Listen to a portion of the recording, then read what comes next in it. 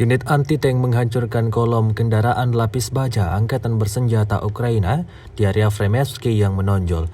Rekamannya diunggah di akun Telegram @moderasia pada Selasa 13 Juni 2023. Serangan lain yang gagal membuat rezim Kiev kehilangan beberapa unit kendaraan lapis baja. Pejuang dari kelompok pasukan timur tidak mengizinkan unit Ukraina mendekati garis pertahanan Rusia. Tampak pasukan Rusia tidak tanggung-tanggung menembak kolom musuh dari RPG dan ATGM. Seperti yang terlihat dalam rekaman, serangan akurat menghancurkan semuanya hingga tak ada yang tersisa. Video ini viral dan menuai beragam respon dari warganet.